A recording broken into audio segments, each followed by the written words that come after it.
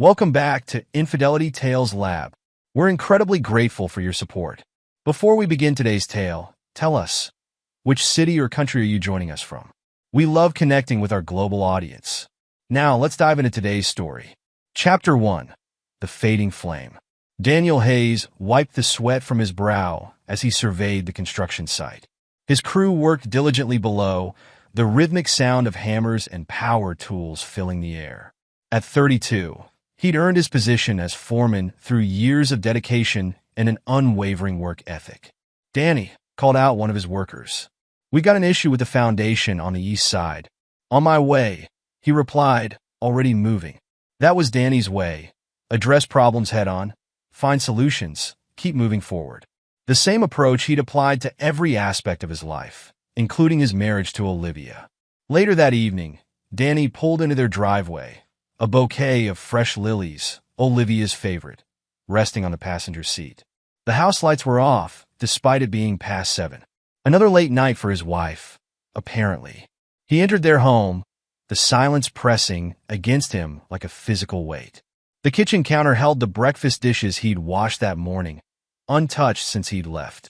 Danny placed the lilies in a vase, arranging them carefully, a skill he'd perfected over the past 6 months of bringing home flowers that seemed to wilt unnoticed. His phone buzzed with a text from Olivia. "Working late again. Client meeting running over. Don't wait up." Danny's jaw tightened as he typed back, "Made your favorite pasta. Should I save you a plate?" The response came quickly. "Already grabbed dinner." "Sorry." The pasta ingredients sat unopened on the counter. Danny stared at them, his parents' voices echoing in his mind. He could almost smell the grease from their small diner, see his father's weathered hands counting the day's modest earnings while his mother insisted on serving free meals to struggling families. "Marriage is work, son," his father had said on Danny's wedding day. "But it's worth every drop of sweat you put into it." Danny started putting away the ingredients, each movement deliberate and controlled. The door clicked open just as he was closing the last cabinet. Olivia breezed in, her designer heels clicking against the floor. At 30, she carried herself with an elegance that still caught Danny's breath when she bothered to look his way. "Hey," she said, dropping her bag on the counter. "You didn't have to wait up?" "Wasn't waiting, just cleaning." Danny watched as she moved past him, the scent of her expensive perfume mixing with something else. "Wine, maybe?" "How was your client meeting?" he asked, keeping his voice neutral. Olivia paused, her back to him. "Exhausting. They can't make up their minds about the color scheme." She rubbed her temples. "I have a headache. Think I'll turn in early." "I could give you a massage," Danny offered, stepping toward her. "Like I used to?" "Not tonight." Olivia's voice carried a sharp edge. "I just need sleep." Danny watched her retreat up the stairs, remembering their college days. He'd first seen her in the campus coffee shop, her laugh drawing his attention from across the room. She'd been arguing with her friend Naomi about some art installation, her hands animated, her eyes bright. Danny had been smitten by her passion, her dreams, her vitality. Now, 6 years into their marriage, that vibrancy seemed reserved for others. The next morning, Danny woke to an empty bed again. The shower wasn't running, no coffee pot humming downstairs. He checked his phone, no messages. In the kitchen, he found Olivia's purse from the night before, knocked over on the counter. As he set it upright, a receipt fluttered to the floor. Danny picked it up, his construction-calloused fingers gripping the thin paper. La Maison Rouge, one of the most expensive restaurants in town. Wine, $180. Dinner for 2, $295. Date? Yesterday. The receipt crumpled in his fist as memories flashed through his mind. Olivia claiming she'd be working late at a client's home, her distant behavior, the constant headaches, the rejection of his touch. Danny's phone buzzed, a text from Naomi to Olivia's phone, visible on the lock screen. He doesn't suspect anything. "You're in the clear. Call me later." The pristine kitchen suddenly felt too small, too confining. Danny braced himself against the counter, his knuckles white. The gentleman who believed in working things out, in honest conversations and second chances, felt something shift inside him. A coldness settled in his chest, spreading through his veins like ice. He smoothed out the receipt carefully and placed it exactly where he'd found it. Then he took out his phone and made a call. Cole? Yeah, it's Danny. Can we meet before work? There's something I need to talk about. Throughout the day, Danny maintained his usual routine. He directed his crew, solved problems, made decisions. But beneath the surface, something had changed. The foundation of his world had cracked, and through that crack, a different Danny Hayes was emerging. One who wouldn't just accept betrayal. One who wouldn't forgive and forget. As he watched Olivia leave for another late meeting that evening, Danny felt the last remnants of his trusting nature fade away. The man who believed in simple honesty was gone. In his place stood someone harder, someone who would make sure that betrayal carried a price too heavy to bear. The security cameras he'd ordered would arrive tomorrow. The private investigator's number was already saved in his phone. Danny Hayes was no longer just a construction foreman. He was becoming an architect of a different kind of project altogether, and he intended to build something unforgettable. Chapter 2: Whispers in the Dark. The fluorescent lights of Cole's garage workspace buzzed overhead as Danny leaned against a workbench, his coffee untouched. "You're sure about this?" Cole asked, his weathered hands busy with electrical wiring. "Could be nothing." Danny pulled out his phone, showing Cole the restaurant receipt. $295 for dinner.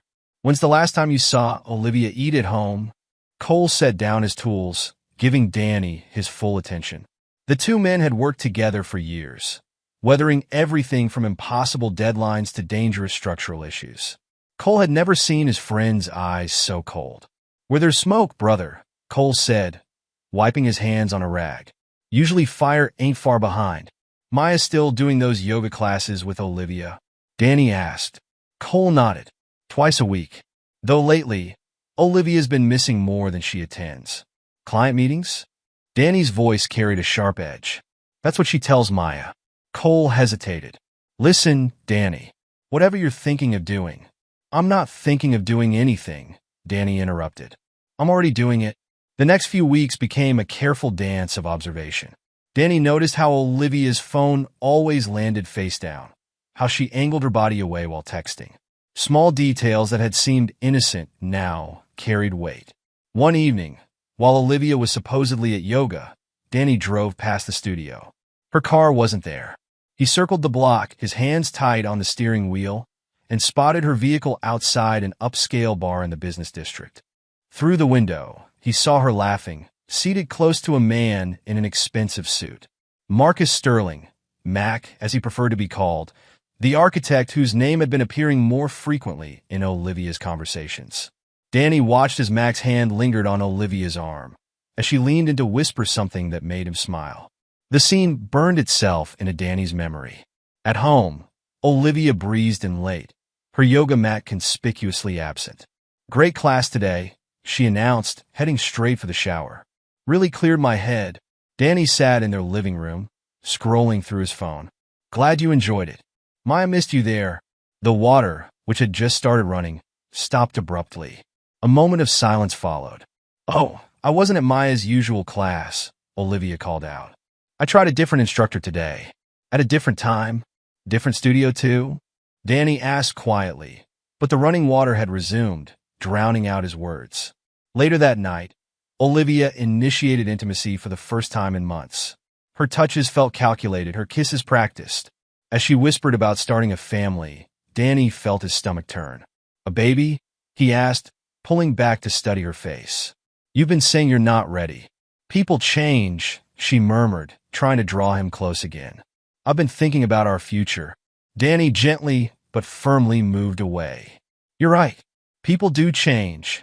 He lay awake long after Olivia had fallen asleep, his mind racing. The woman beside him was a stranger wearing his wife's face, playing a role she thought he couldn't see through. The next morning, Danny met Cole at their usual coffee spot before work. "She wants to have a baby," Danny said without preamble. Cole nearly choked on his coffee. "After months of nothing?" "That's suspicious as hell," Danny finished. "She's planning something. What are you going to do?" Danny's expression hardened. "Keep watching. Keep gathering evidence. And when the time comes..." He left the sentence unfinished, but Cole saw something in his friend's eyes that made him grateful he wasn't Danny's enemy. Throughout the following days, Danny maintained his routine while setting up a careful web of surveillance.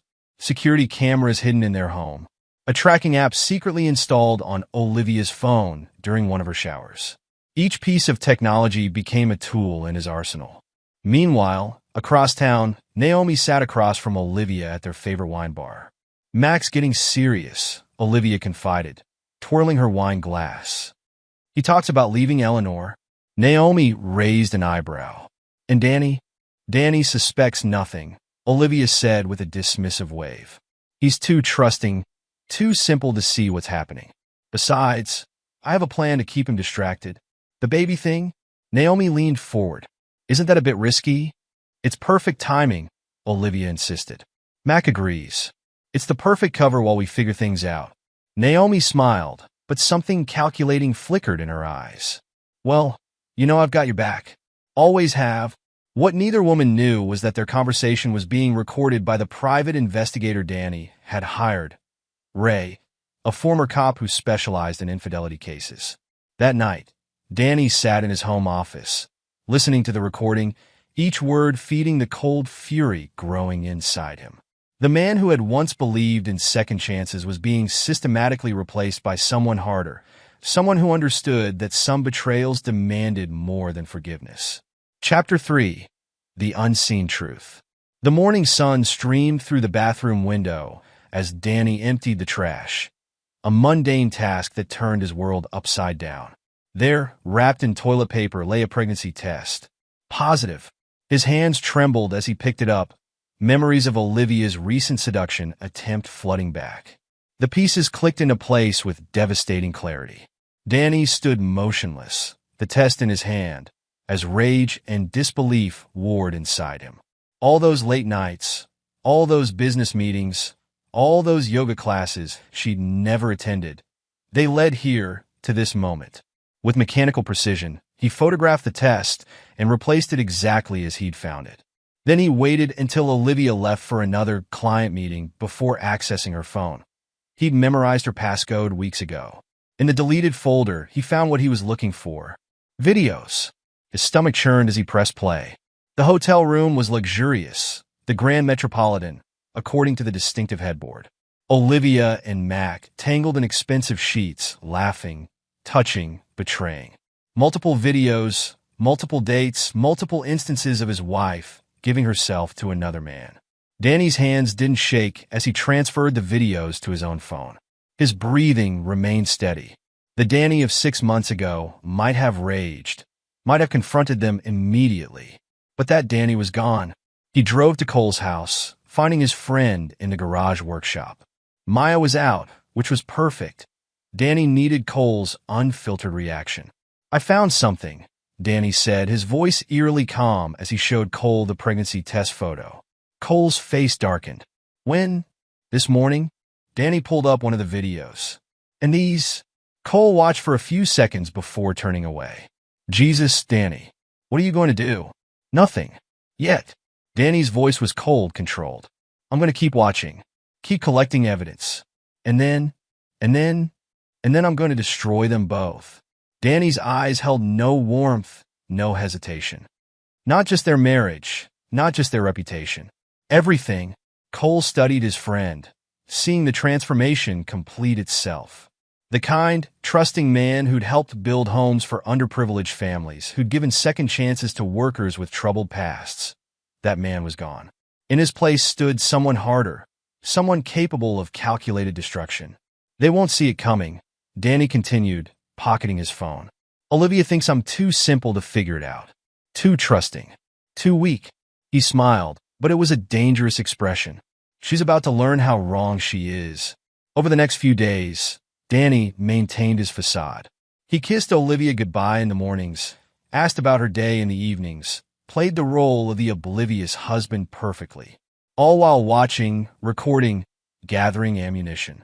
He hired Ray, the private investigator, to dig deeper into Mac's life. The reports started flowing in: Mac's marriage to Eleanor, his family's connections, his other possible affairs. Each piece of information became another weapon in Danny's arsenal.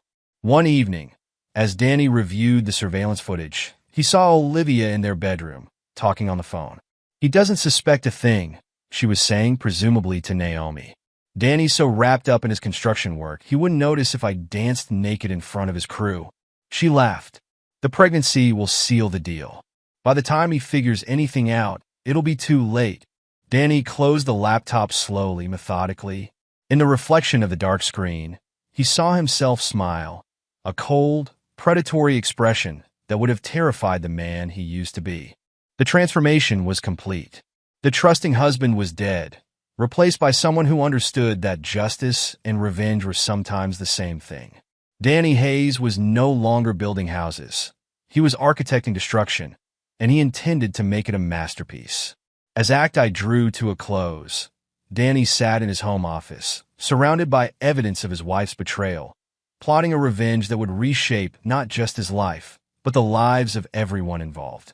The seeds of doubt had bloomed into certainty, and from that certainty grew a plan that would leave no one unscathed. The kind, honest construction worker was gone. In his place sat a man who understood that some betrayals couldn't be forgiven. They could only be avenged. And Danny Hayes intended to take his time to make sure every detail was perfect before he brought their world crashing down around them. Chapter 4. Gathering Evidence. Danny sat in his parked car outside the Grand Metropolitan, watching through his windshield as Olivia and Mac emerged from the hotel's side entrance. His phone recorded their intimate goodbye, adding another piece to his growing collection of evidence. "They're getting sloppy," Ray commented from the passenger seat. The ex-cop took a sip of his coffee, his experienced eyes noting details most would miss. "Making it almost too easy. Tell me what you found on Sterling," Danny said, his voice carrying no trace of emotion.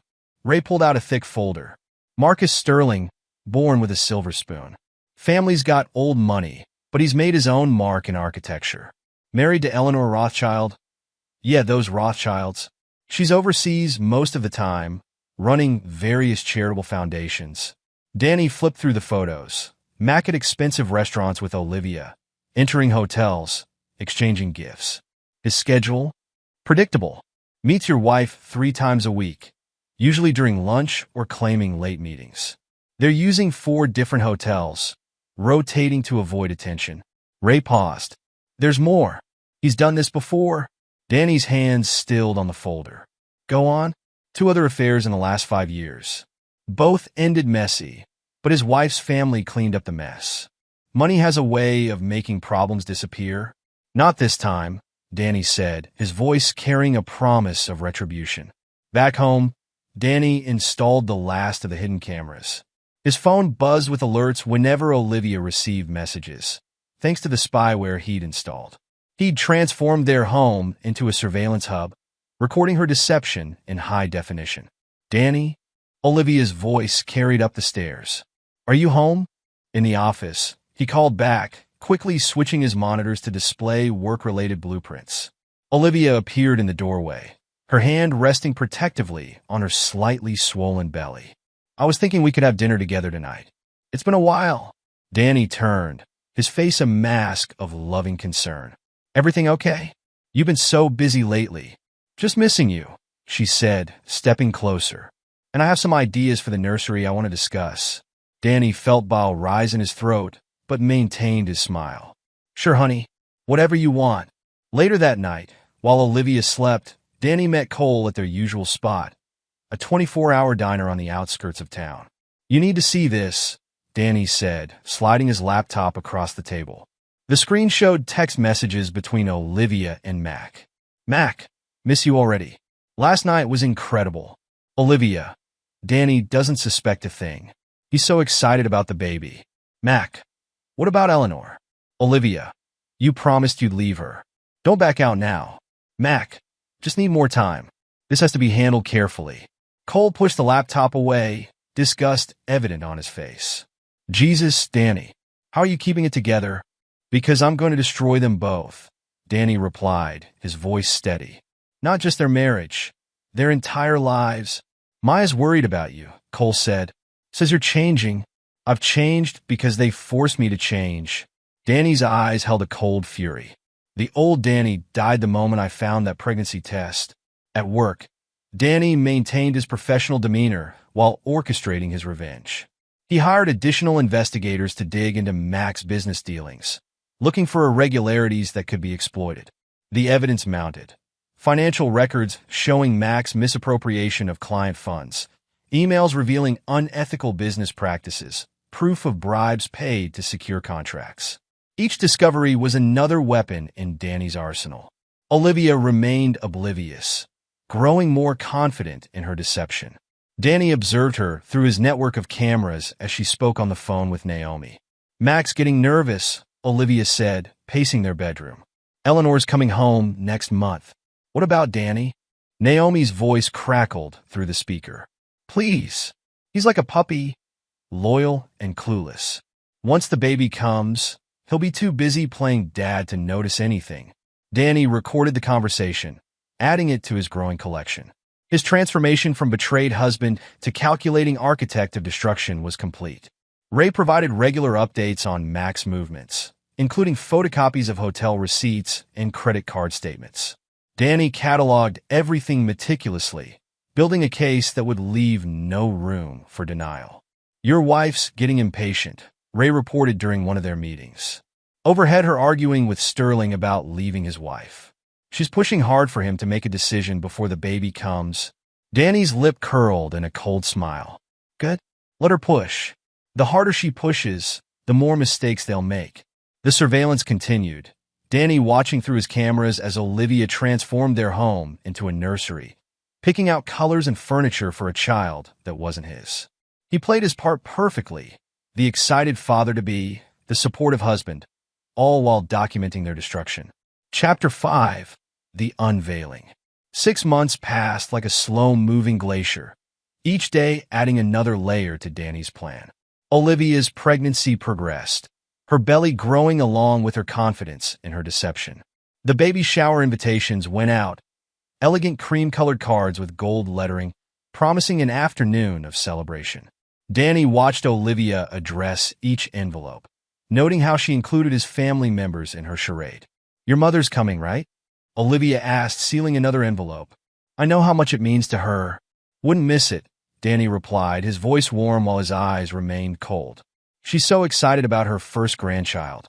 The day of the shower arrived bright and clear. Danny had spent weeks preparing, ensuring everything was perfect. The large-screen TV was professionally mounted in the living room, disguised as a thoughtful gift for watching family movies. Guests arrived in waves. Olivia's parents, beaming with pride. Her friends, bearing expensive gifts. Danny's family, including his mother, who hugged Olivia with genuine affection. Naomi flitted about, playing the perfect hostess, unaware she was participating in her friend's downfall. "Everything looks beautiful," Maya commented to Danny, helping arrange gifts. "Are you okay? You seem different." Danny squeezed her shoulder, reassuringly. "Never better. Just excited about becoming a father." The party progressed according to plan. Olivia held court in the center of the room, radiant in her maternal glow, opening presents and accepting congratulations. Danny moved through the crowd, ensuring everyone who needed to witness her humiliation was present. Finally, the moment arrived. Danny stepped to the front of the room, tapping his glass for attention. "I'd like to say a few words," he announced, his voice carrying clearly. "About family, about trust, and about truth." Olivia looked up, her smile freezing as she caught something in his tone. "My parents taught me that honesty is the foundation of any relationship," Danny continued, moving toward the TV. "They also taught me that betrayal carries consequences." He pressed a button on his remote. The screen flickered to life, showing Olivia and Mac entering the Grand Metropolitan. Then another clip, them kissing in his car. Another, Olivia laughing over dinner, her hand intimately linked with Mac's. The room fell silent. Olivia's mother gasped. Someone dropped a glass. "But wait," Danny said, his voice now hard as steel. "There's more." The hotel room footage played next. Olivia scrambled to her feet, but Danny's next words froze her in place. "I had a paternity test done," he announced, producing an envelope. "Would you like to tell everyone who the father is, or should I?" "Danny, please," Olivia whispered, her face ash-white. "Not here. Not like this." "Marcus Sterling," Danny declared, his voice ringing through the stunned silence. The man my wife has been sleeping with for months. The real father of her child. He turned to face the crowd. You'll find copies of the evidence in the envelopes under your chairs. Text messages, hotel receipts, bank statements. And for those wondering about Naomi's role in all this, he played a recording of Olivia and Naomi's conversations, exposing her complicity. The room erupted in chaos. Olivia's mother began to cry. Her father stood, face purple with rage. Naomi tried to slip away, but found her path blocked by disgusted party guests. Danny walked calmly to Olivia and handed her an envelope. Divorce papers. I took the liberty of having them drawn up. You can't do this, she gasped, tears streaming down her face. I already have. Danny's voice was devoid of emotion. You taught me something important, Olivia. You taught me that sometimes the people closest to you are the ones who deserve the most ruthless punishment. Chapter 6. The Fallout. The aftermath of Danny's revelation spread through their social circle like wildfire. Olivia's family, once so proud of their daughter, could barely look at her. Her mother's words, spoken in shocked disbelief, echoed through the emptying house. How could you do this? To Danny? To all of us? Naomi found herself caught in the undertow of destruction. Her phone rang constantly, clients canceling contracts, friends severing ties. Her involvement in Olivia's deception had branded her as untrustworthy in a profession built on trust. You promised nobody would find out, she screamed at Olivia over the phone. Now my business is falling apart. My life is falling apart. Olivia shot back, her voice raw. Where's Mac? Why isn't he answering my calls? Mac was dealing with his own implosion. Eleanor's family had received copies of all the evidence, professionally bound, and delivered to their offices worldwide. The Rothschild name carried weight, and they wielded it like a hammer. You're finished, Eleanor informed him coldly over a video call. The board will have your resignation by morning. Don't expect references. Danny watched it all unfold from his new apartment, receiving regular updates from his network of informants. He'd moved out the night of the shower, leaving Olivia alone in the house that had become her prison. Eleanor's family is out for blood, Ray reported during their daily briefing. They're systematically destroying Sterling's professional relationships. Man won't be able to design a doghouse when they're done. Good, Danny replied, reviewing the latest reports. And Olivia hasn't left the house in days. Her clients are jumping ship fast. That interior design business she was building? Gone? Cole and Maya visited, bringing dinner and concern. This revenge, Maya said carefully. It's consuming you. No, Danny corrected her. It's fulfilling me. They thought I was weak, simple, easily deceived. Now they're learning exactly who they chose to betray. The consequences continued to cascade. Mac, desperate to salvage something from the wreckage, tried to reach out to Danny. We can make a deal, he proposed during an unexpected visit to Danny's construction site. Money, connections, whatever you want. Danny didn't even look up from his blueprints. Get off my site before I have security remove you. And Mac, that's the only warning you'll get. Olivia, her pregnancy advancing in lonely isolation, made one last attempt to appeal to the man she'd betrayed. I know I hurt you, she said, standing in Danny's office doorway, her face showing the strain of recent weeks. But this destruction, it's not you, Danny. You're right, he agreed, finally looking at her. The Danny you knew would have forgiven you, would have tried to understand, would have given you another chance. His eyes hardened. But you killed that Danny. In this version, he's just getting started. The chapter closed with Danny in his new apartment, surrounded by monitors showing the continuing fallout of his revenge. On one screen, Mac argued with his former business partners. On another, Olivia sat alone in their former home, crying as she read another cancellation email from a client. Danny took a sip of his whiskey, satisfaction coursing through him as he watched their carefully constructed lives crumble. The storm he'd gathered was now a hurricane, and he intended to let it rage until nothing remained of the people who had betrayed him. Chapter 7. The Ruthless Endgame. Danny sat in his new office, surrounded by multiple screens displaying emails, social media feeds, and surveillance footage. The baby shower's chaos had settled, but for him, it was merely the beginning. His phone buzzed, another update from Ray. Sterling's biggest client just pulled their contract, Ray reported. $5 million gone. Your anonymous tip about his previous affairs hit home. Send the next batch of evidence to his remaining clients, Danny instructed. Focus on the ones with morality clauses in their contracts. He switched screens, watching Mac through a private investigator's lens. The once polished architect now looked disheveled, arguing with security guards outside his former office building. You can't do this, Mac shouted at the impassive guards. I built this firm. Danny picked up his phone again. Ray, make sure Eleanor's family knows about his attempt to access the building. They'll love that. The response came quickly. Already done. Their lawyers are drawing up additional restraining orders. Danny's network of informants kept him updated on both targets. Olivia had retreated to their former house, but he controlled that space too. Through hidden cameras, he watched her desperate attempts to salvage her business. Please, you have to understand, she begged over the phone to a client. Those rumors aren't true. No, I can explain. Danny opened his laptop and began typing. Within minutes, emails would reach all of Olivia's remaining clients, detailing her affair and including selected clips from the hotel videos. Professional suicide delivered with a click. Cole visited the office, carrying coffee and concern. You're really going through with this? Destroying their careers isn't enough.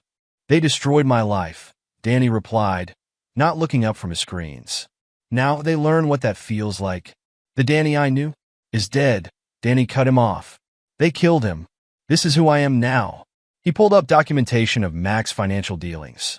Records obtained through less than legal means. Evidence of kickbacks, fraudulent billing, client fund misappropriation. All it needed was an anonymous submission to the licensing board. You're not just ruining their careers, Cole observed. You're making sure they can never rebuild. That's the point. Danny's voice carried no emotion. They don't get to start over. They don't get redemption. They get to live with what they've done, just like I do. Days passed as Danny orchestrated their systematic destruction. He leaked information about Mac's affairs to architectural journals, ensuring his professional reputation was completely tarnished. Anonymous tips to ethics committees led to investigations into his past projects. For Olivia, he was equally thorough. Her design blog was flooded with evidence of her infidelity, driving away potential clients. Real estate agents received warnings about working with her. Interior design firms got anonymous packets detailing her deception. Your latest move bankrupted Sterling's firm, Ray reported. Board of directors voted him out this morning. Eleanor's family made sure of that. Danny nodded, satisfied. What about his personal accounts? Frozen. Eleanor's lawyers are good. He couldn't buy a cup of coffee right now if he wanted to. Through his surveillance, Danny watched Olivia attempt to contact Mac repeatedly. Each call went unanswered.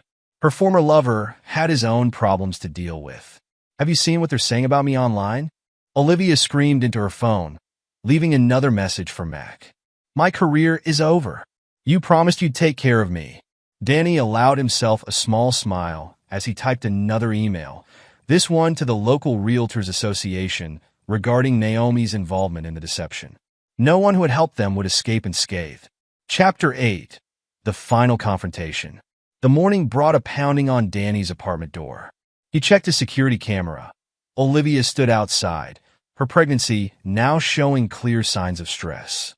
I know you're in there, she called out. We need to talk.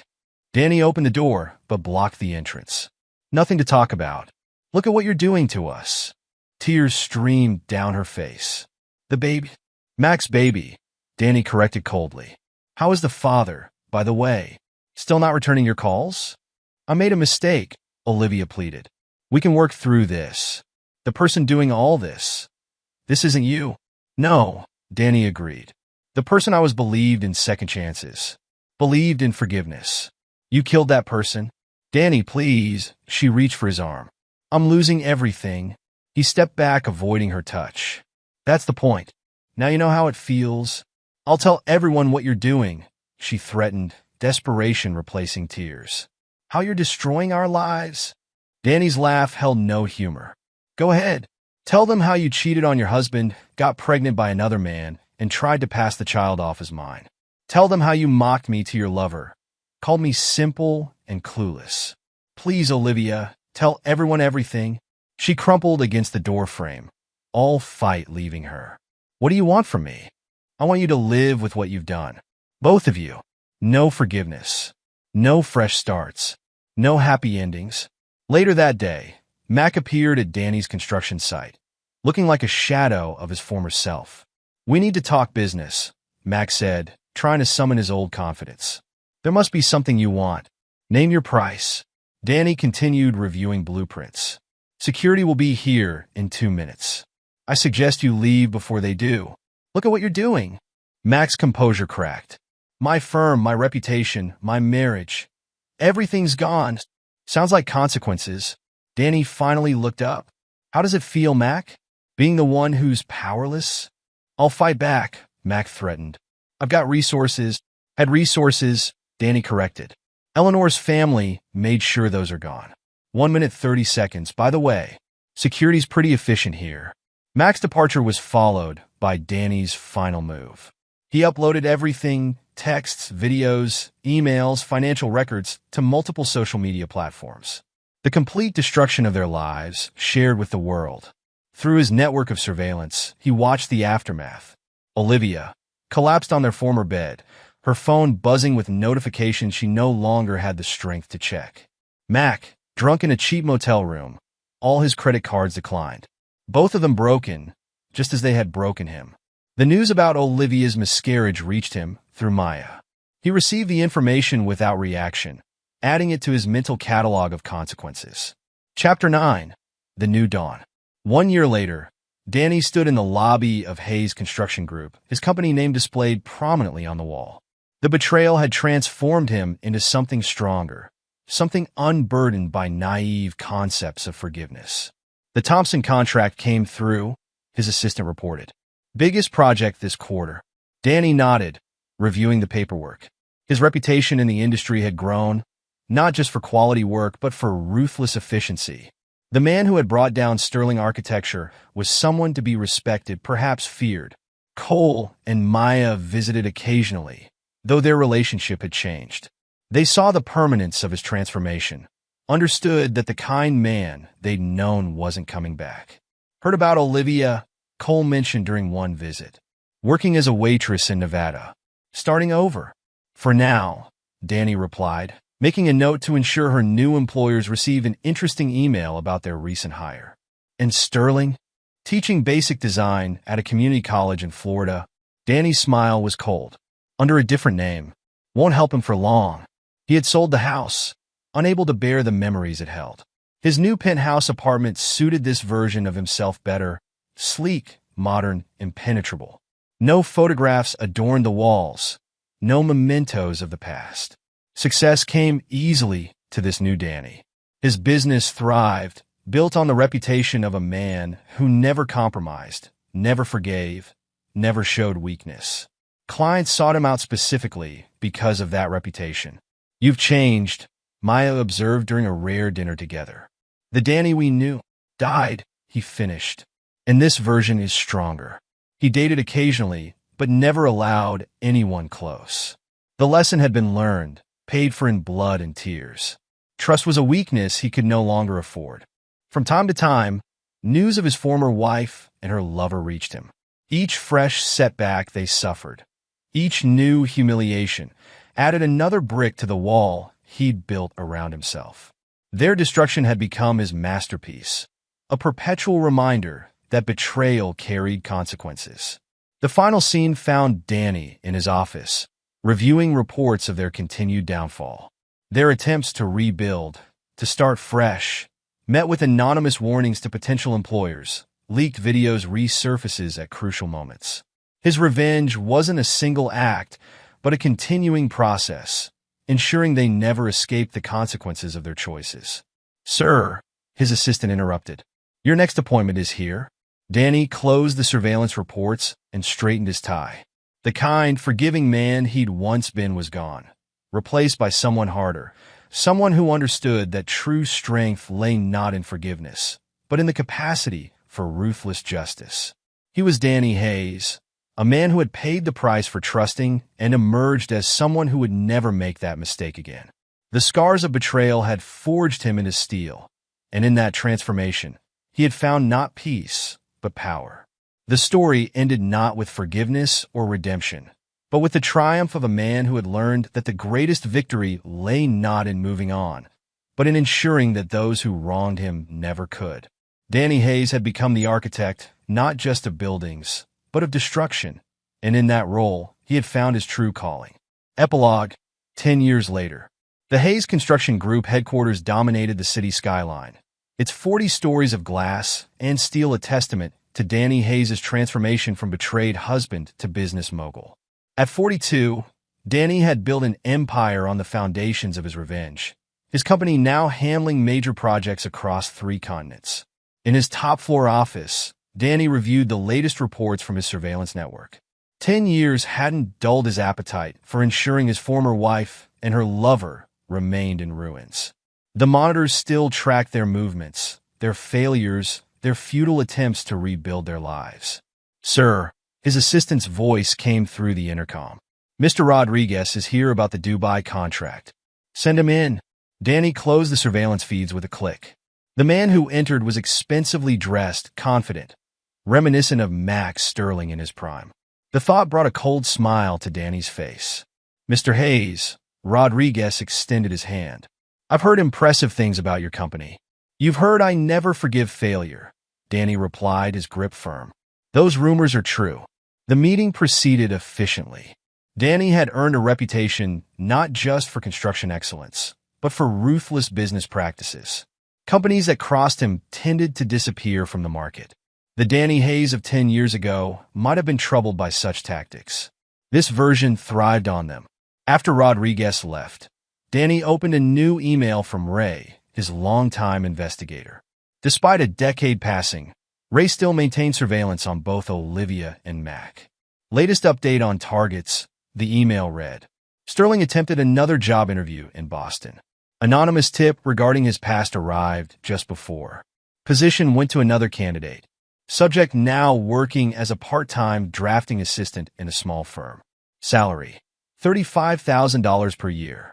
Hayes, formerly still in Seattle. Third waitressing job this year. Previous employer received documentation of past events, terminated her employment. Current residence, studio apartment in low-income housing complex. No significant relationships noted. Danny absorbed the information with satisfaction. 10 years of systematic destruction had reduced both of them to shadows of their former selves. Max Sterling, once a celebrated architect, now couldn't even land an entry-level position in his field. Olivia, who had dreamed of interior design stardom, barely survived on minimum wage jobs. His phone buzzed cold calling. Despite the years, Cole and Maya remained the closest thing to friends Danny allowed himself to have. "Dinner tonight?" Cole asked. "Maya's cooking." "Can't. Flying to Singapore in the morning." "New project." "Danny." Cole's voice carried a decade of concern. "It's been 10 years. Maybe it's time to—" "Time doesn't change anything," Danny cut him off. "How's the electrical company?" Cole had started his own business 5 years ago, with Danny's backing. The investment came with strings. Cole's company got exclusive contracts with Hayes Construction, but Danny maintained controlling interest. He'd learned the value of keeping people bound to him. "Business is good," Cole acknowledged. "Maya's running the office now. Kids are growing fast." Danny ended the call shortly after, turning back to his monitors. A new alert showed Mac attempting to open a credit card account. Within minutes, Danny's team had flagged it for denial. After 10 years, the process was automatic. He pulled up another report, this one showing Naomi's latest failed attempt at reestablishing herself in real estate.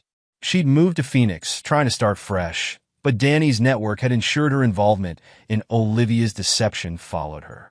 Now she worked retail, her dreams of professional success as dead as her friendship with Olivia. A text message interrupted his review. "Mr. Hayes, Eleanor Rothschild Sterling's office called. She's requesting a meeting." Danny's interest peaked. Mac's ex-wife had reinvented herself after the divorce, turning her family's charitable foundation into a major force in international development. Their paths occasionally crossed in business circles, though they never acknowledged their connection. "Schedule it," he replied, another piece in his ongoing game of destruction.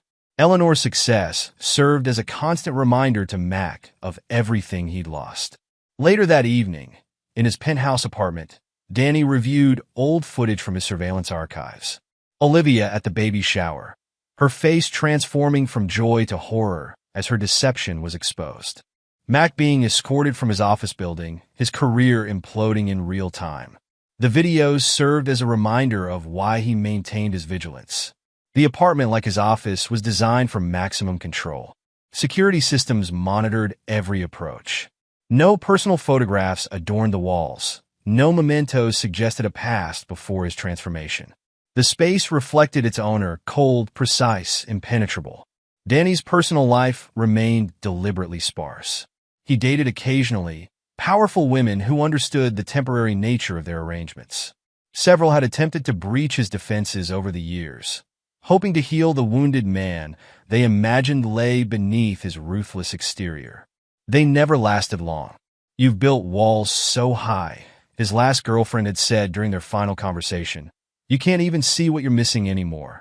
"The view's better from up here," he'd replied, already forgetting her name. A new alert drew his attention back to his monitors. Olivia had applied for a management position at her current restaurant.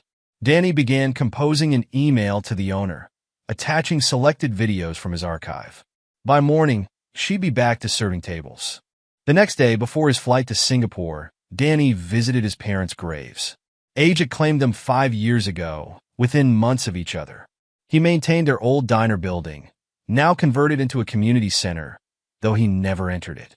"Your father would be proud of your success," the neighbor who maintained the grave said, "but worried about your happiness." Danny left without responding. Happiness was a concept that belonged to his old self, like trust and forgiveness. The man he'd become measured success differently, in the continued suffering of those who had betrayed him, in the empire he'd built from their destruction.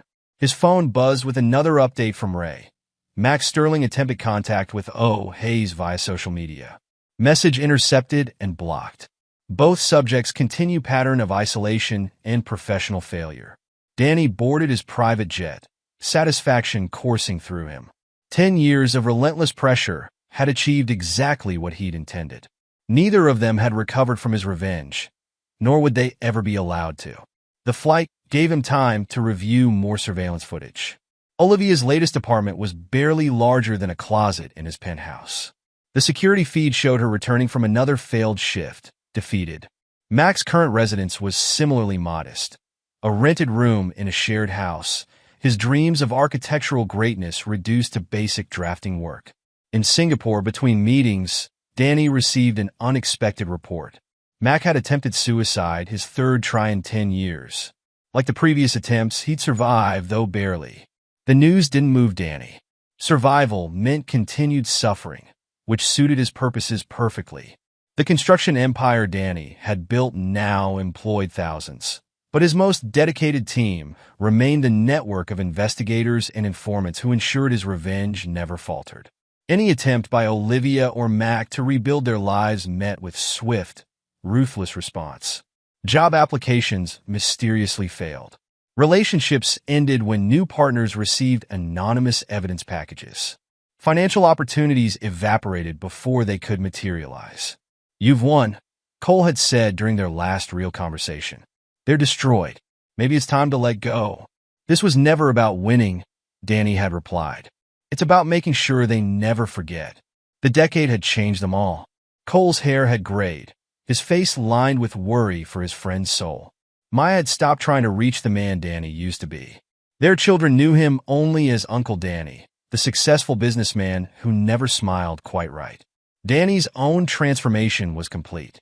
The betrayed husband had become a force of nature, his revenge no longer an act but a constant state of being. His company's success was merely a tool, providing the resources to maintain his surveillance and control.